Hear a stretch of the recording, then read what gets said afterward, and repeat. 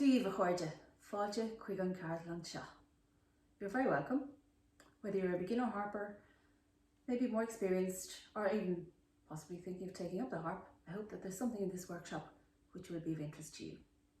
We're going to touch on a range of things from technique, posture, warm-up exercises, different effects that the harp can produce, and maybe some samples of those in arrangements and compositions, tuning and all the challenges that brings to us, care of the instrument. I'll share some tips with you, and maybe at the end of the chat we might even learn a tune. So I hope you enjoy. This harp I'm playing today is an Irish harp made in Dublin by Colm O'Meara, also called lever harp, clárteach, and indeed everything that I'll be covering today is relevant to many other harps, including pedal harp. This harp is strung with carbon fibre and the wire strings obviously at the base. So whether your harp is carbon fibre, gut or nylon, it will all be relevant to you. As I was saying, this is 36 strings. Now if your harp is smaller, it's very important that you sit on a smaller stool. So this height of harp suits a normal chair. Standard chair is about 46 centimetres. But it's amazing the number of people I see who sit at the wrong height, towering over their harp. Okay, we'll be talking a lot about avoiding injuries, and that's the first thing, sitting at the correct height. Okay, even if you're an experienced harper, it might be no harm to just check out your posture. You may have slipped into some bad habits along the road. Very easy to do. One of the easiest ones I've seen along my road as a teacher, and I've been teaching at the Royal Irish Academy of Music in Dublin for many years.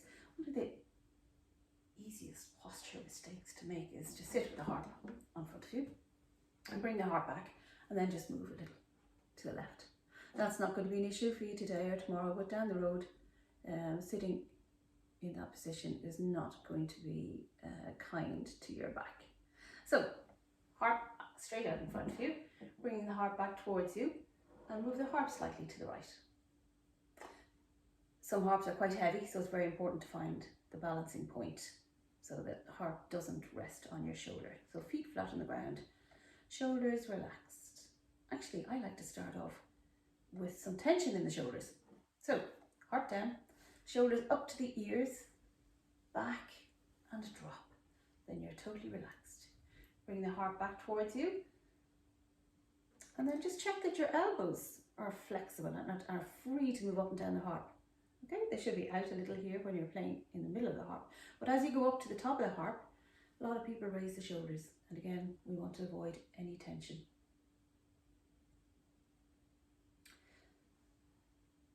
So we are going to have a look at some issues and some ideas about technique. Now, what is technique? I mean, it's the ability, it's the method, I suppose, in which we carry out a task. There are many different schools of harp technique. Thinking about breathing, we breathe about 20,000 breaths every day. There are different techniques of breathing. It could be shallow breathing, deep breathing, breathing through our mouth, breathing through our nose. So, and again with harp, there are different. So I'm not going to say any one particular technique is right. As long as it is helping you to be a better harper. And that's the aim of everyone who's on this harping journey, is to play the harp to the best of their ability. To get there with producing a good sound, to be very relaxed, and to avoid any injuries along the way.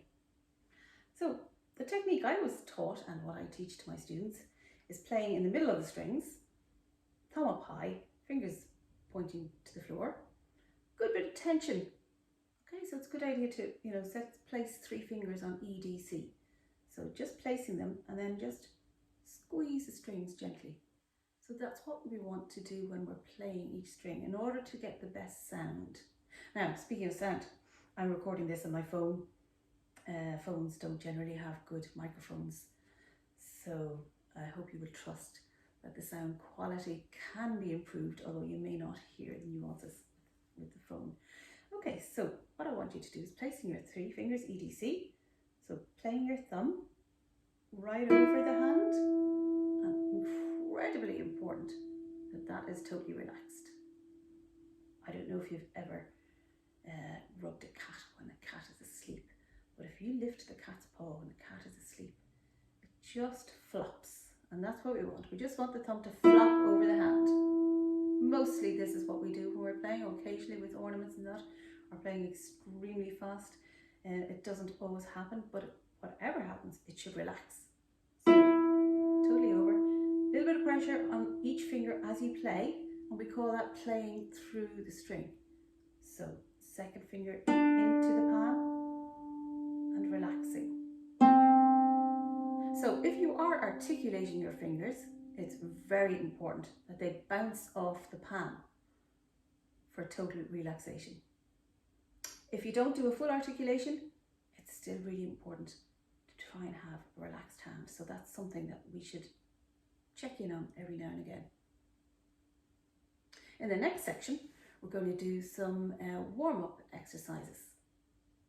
And for the whole workshop, I'll just give you an idea of everything we're going to do. So we'll touch on technique, posture, warm-up exercises, different effects that can be produced on the harp, and maybe some samples of those in arrangements and compositions, tuning and all the challenges that that brings to us, care of the instrument, some tips, and maybe at the end of that, we'll learn a tune. So I don't know any professional harp player who doesn't start off their practice session with some warm-up exercises. We're all familiar with scales, arpeggios, dominant sevens. So let's just look at some other exercises that you could use as a warm-up, as a start to your practice session. It's very important to practice each hand separately. Left hand is often neglected, depending on what type of music you're playing. For example, if you're playing primarily dance music, the left hand certainly won't be playing the jig or the reel. So let's give the left hand a chance to improve and build up its strength. So I'm going to run through these. You may wish to pause the video and do each one yourself, because I'll do a section of each and you can continue over 1 octave or maybe over 2 octaves. My harp is tuned in E flat, so I'm doing all the exercise in the key of C. So that's B, E and A levers up, 2 before the red, 1 before the black. So we move on to 4 fingers. So 4 fingers going downwards, placing your thumb on F, E, D, C, 1, 2, 3, 4, and that's middle C. So again, while you're doing your exercises, it's time for you to concentrate on exactly what each finger is doing. Okay, so we're playing the thumb, a little bit of pressure on the thumb, right over the hand, and relaxed.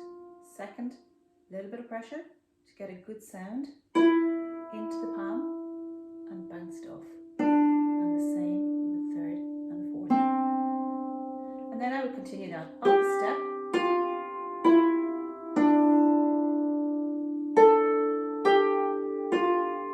Over a full octave. If you feel any tension, you could just drop the wrist. Just make sure it's totally relaxed.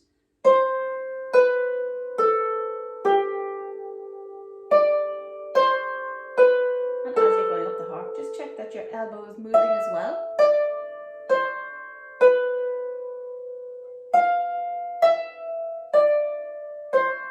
Okay, so then I would do that in the left hand. And so on. Okay, and then hands together. So I quickly run through some other ones. G, E, C, thumb on G, second on E, third on C. Again, up a step. Up a step. And so on. Then you can try some replacing. So C, D, E. And starting with your third finger. So we're going up and down. Looking at your replacing, trying to replace very quickly and exactly together the second and third finger. So you could stop and check that you've placed really quickly. Also, when you're replacing, you don't have any buzzing, so have a listen to this. See that buzzing?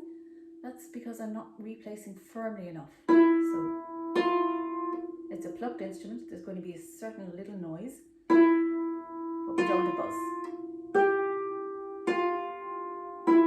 So that's a firm placing will sort that for you. So again, each hand separately, maybe slower, building up your tempo. Next exercise would be 4 fingers, maybe 4, C, D, E, F, and down again. 4th on C, 3rd on D, 2nd on E, thumb on F.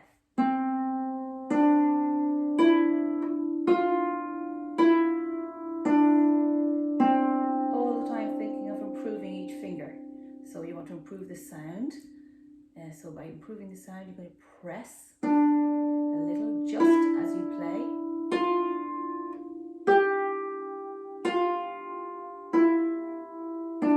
Again, each hand separately, hands together.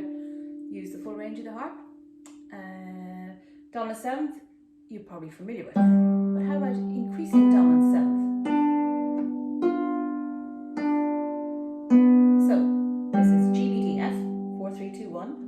And then the second time, I'm going to increase 1 note. So adding 4th finger underneath the G. That turn is often tricky, particularly in the early days of playing harp. And then I'll add an extra note. 4, 3.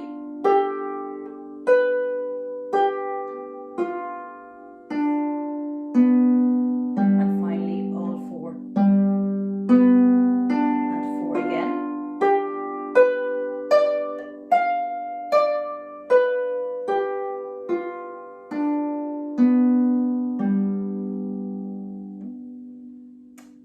Scales, everybody knows, but how about increasing scale? So going up 4 notes, starting from C, adding 1 note, 4th finger underneath, similar to what we did in the dominant 7th. Adding an extra note, 4, 3, and so on until you have the whole scale, and you can do that over 2 octaves also. Rolled chords, arpeggioed chords, a feature of some pieces, not always appropriate. In, for example, dance music we would rarely use. But it's not the easiest thing to have a rolled chord that's sounding very even. So we want each finger to be... So there I'm taking the dominant 7th in both hands. So here's a good way to improve your rolled chord.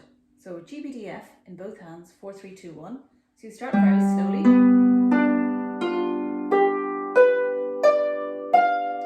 Place your middle fingers on B and D, and you play them together, and then you repeat that, and each time you play it, you get a little bit faster.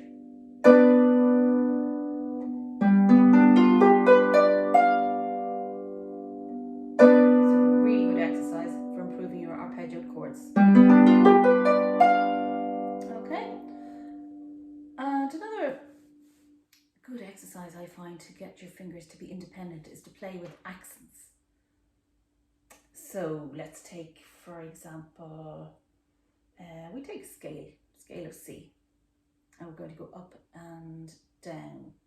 So we have an accent on the 4th finger going up. The other's very quiet.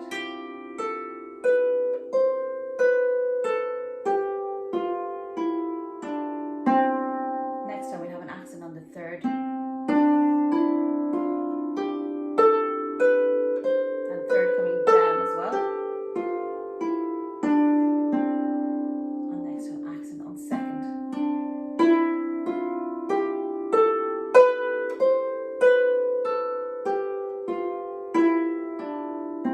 You can try that in both hands. And do practice really softly and really loud as well. And slow practice, increasing your tempo, and make up other exercises. For example, if you have something in your piece, let's take, for example, Song of the Chanter.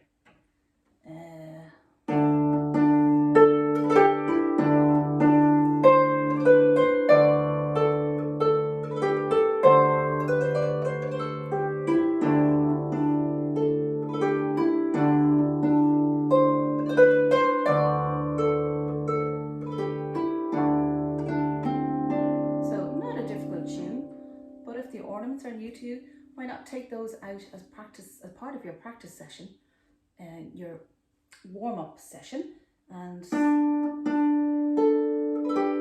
that B, A, G. So the B and the A are the ornament, the G is the tune note. The tune note is. So let's take that out. So we'll just do B, A, G, and then go up a step.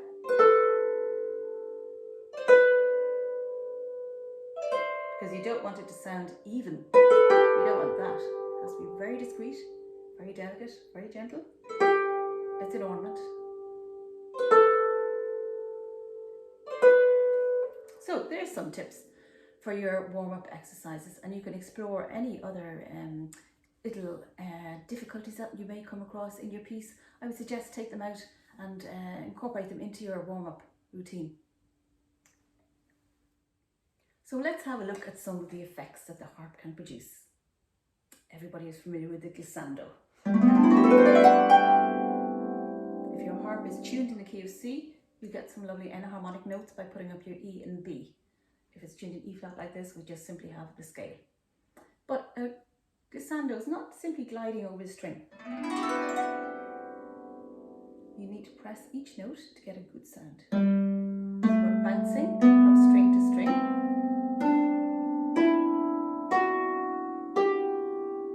And then you get your nice glissando. There's a lovely piece by a 20th century composer, Daniel McNulty. He's from Dublin.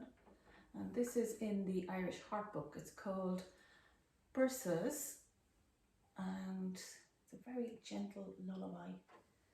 Starts, the introduction is little rolled chords.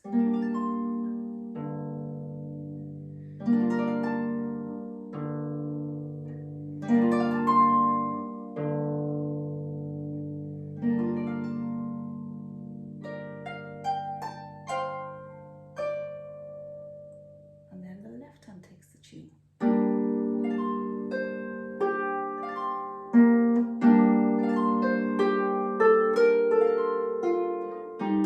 And so on. And then towards the end of the first half we have rippling chords.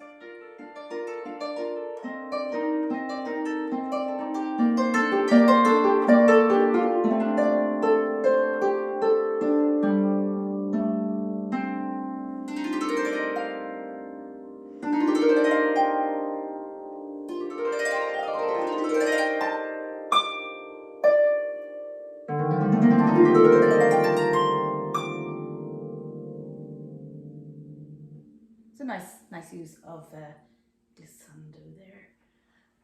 Another effect,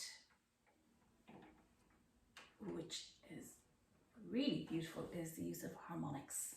So octaves, harmonic, rather than the sixth. If you go up higher in the string, you get the sixth. So depending on whether your levers are on or off, or a combination of both, your harmonic will be in a different place on each string. So it's a question of getting to know your own harp. There's a lovely piece by a Welsh composer, John Thomas, 17th century. It's called Minstrel's Adieu to His Native Land. It's a theme and variations, and one of his variations, he has this very clever use of harmonics.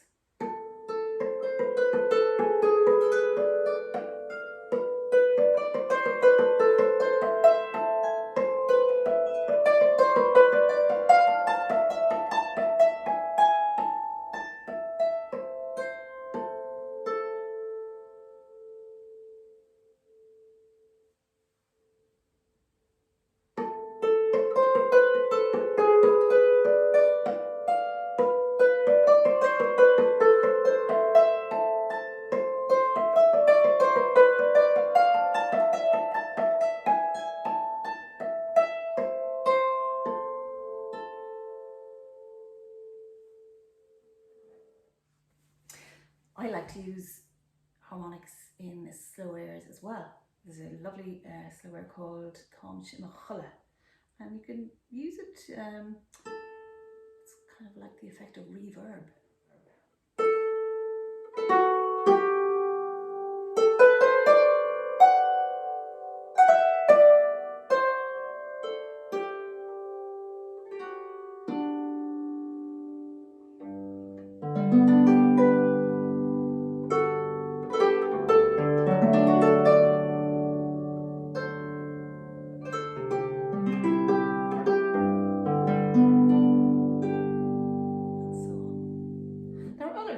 On the harp, like what the French call près de la table, and down near the soundboard.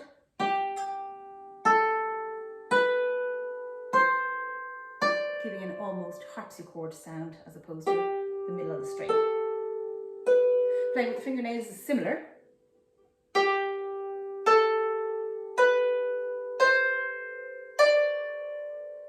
And you can try all sorts of other things, like for example putting paper through the strings. With a very percussive type glissando if you interweave a sheet of paper. Not to be used in every type of music, but maybe appropriate in some. Also, you know, your tuning key, your harp key. Give you a wispy sound, similar to what you would use with your hand. So you may like to experiment with some of those effects if you are doing your own arrangements or indeed compositions. And speaking of arrangements, I came across two very contrasting arrangements of the same tune. It's called Tuaird na Lámh by Rory Dál O'Cahan, who lived from approximately 1550 to 1650. Actually, I thought maybe during these pandemic times we should rechristen it, not Tuaird na Lámh, or Don't Give Me Your Hand. So this is the first arrangement. It's a rather heavy, chunky chordal arrangement. I'll just play you a sample of it.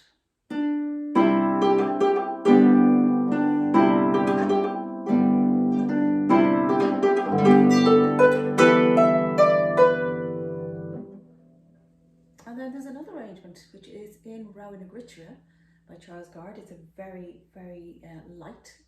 Just want to show you how effective it can be to simply have just one note in the left hand.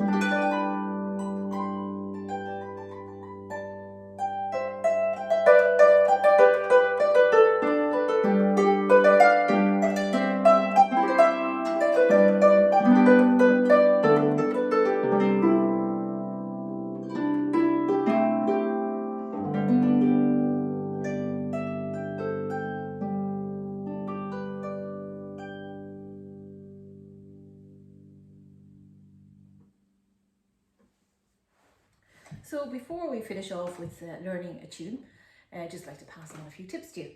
In these times, maybe you have been having online lessons.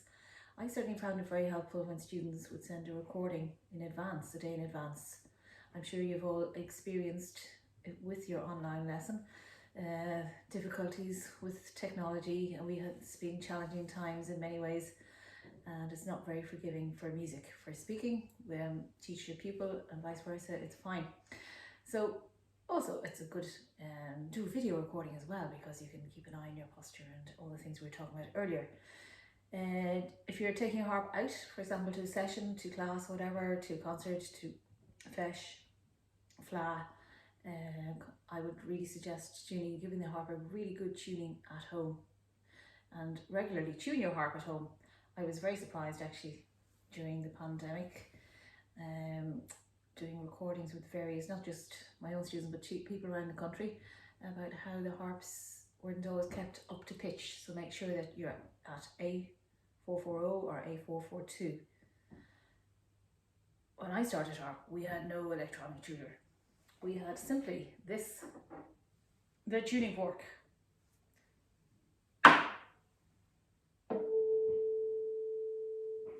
that's all you got, just your A. And then you had to tune the rest of the harp by ear. So you tune A to A, and then fifths and octaves. I'm using fourths there may be a time when the mobile phone doesn't work, or you've left it at home, or the batteries run out, or your electronic tuner has been left at home, the batteries are gone. I think it's a really good idea to use your electronic tuner, whether it's on your phone or whatever, to help train your own ear. So, and try and be confident in being able to tune by ear. We rely so much on the technology. Spare strings, always try and have some spare strings. Full set, of course, is ideal, but if you do have to change a string and you don't have it, don't panic. So say, for example, you have second octave A to change, would you have a G or a B? The one you would go for would be the one above it, so the slightly lighter but not the heavier gauge. If it's an emergency, you can use the string next door. Tune up your new string. I have a new string here. It takes the carbon fiber strings ages to settle, so the more you tune it, the quicker it will settle. I would replace wire strings. My wire strings are overdue changing, so they get dull. They don't break as often, of course, as other strings, but they should be changed every couple of years, and they actually liven up, because you're aware of how the bass vibrates as you play the harp. They actually liven up the sound of the harp. They can sound a little brittle initially until they're played in for a few days. If you have to play on a lower stool, try and always bring your own stool with you and label your harp key, your tuning key. If possible, have a pouch, because I don't know any harpist that hasn't lost a key at some stage in their lives. If possible, try and get a pouch for the back of your harp where your tuning key is. And now we are going to learn a tune. It's called Mo Ghile Mear, and it's in Sounding Harps Book 1 and arranged by myself.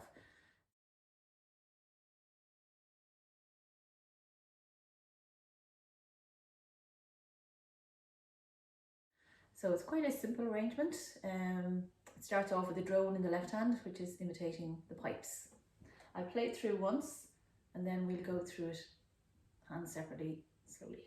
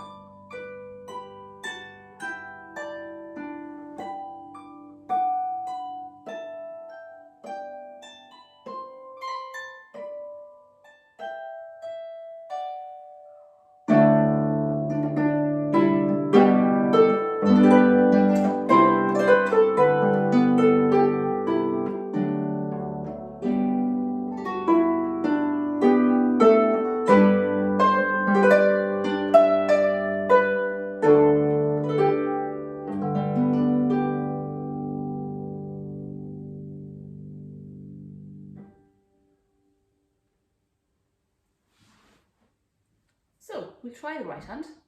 You might like to listen to the tune a few times just to get it on your ear, or you may be familiar with it.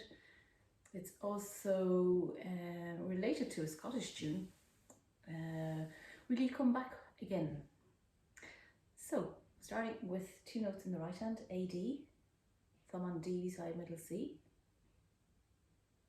And this is the first phrase. I'll just play it through once.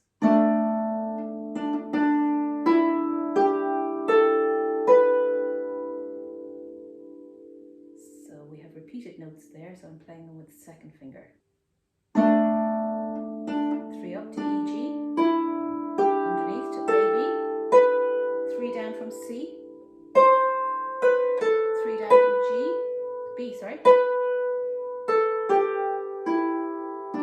4 down from G, 3 up from G, underneath to C, D, E, 4 down from E, E, D, B, A. So you can pause and replay as you like. So we'll go on to the next section. It's B, D, 2, 1, B to D, and 4 down from D, D, B, A, G. 3 up from A, A, B, D, 4 down from D, D, B, A, G, 2 up, B, D, 4 down from D, D, B, A, G, A, B, C, 4 down from D, B, A, and thumb over to G.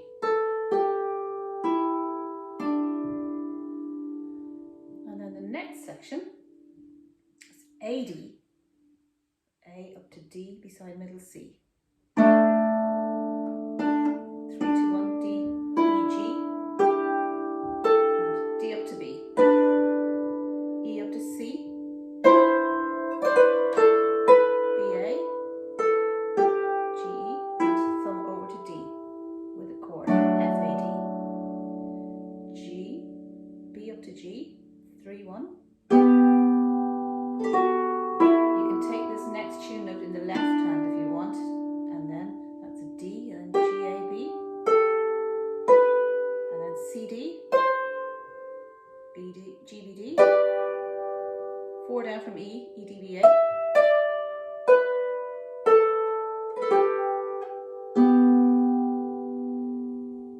and then the top part we're going up an octave higher, so up to the very top of the harp, the top B up to D,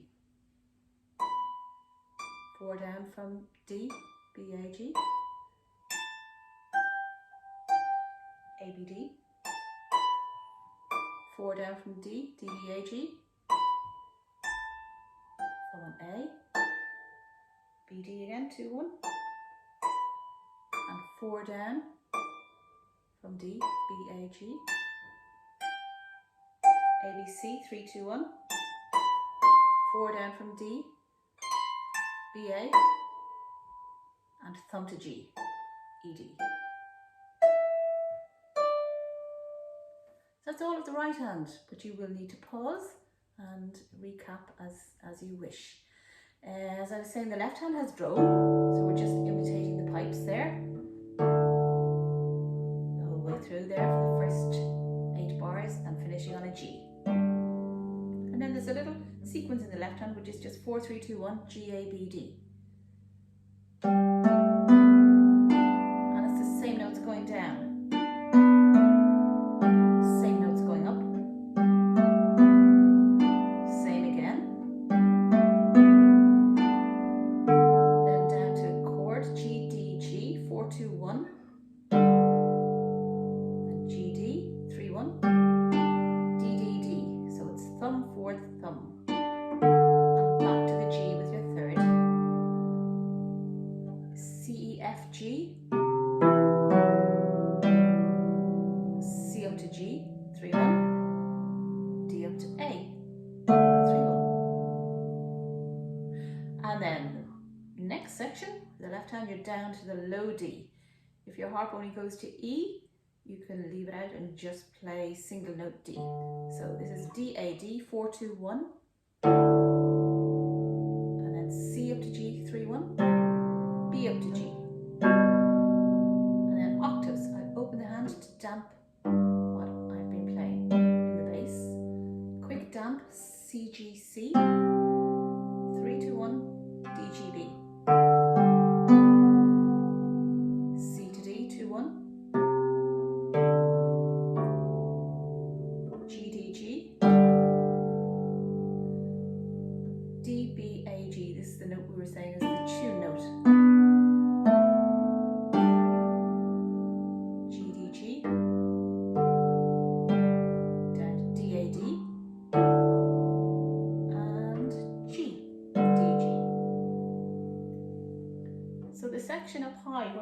right I'm playing the tune an octave higher. So left hand is right up here at this B, at this D. D up to G. And then G, D, C. Off, B, C, D. Off, B, F, B, G, F, E.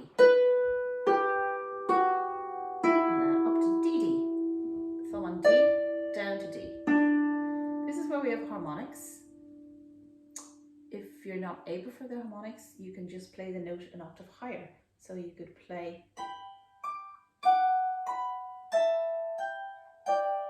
So if we're doing harmonics, it's.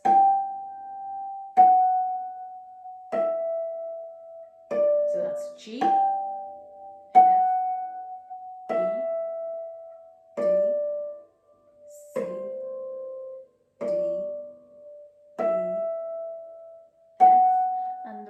is repetition. So for that tune, you'll just have your F sharps. That's a very simple arrangement. You might like to explore your own arrangement. And I hope you've enjoyed the workshop and wish you many, many happy days of harping ahead. Slán go fóill.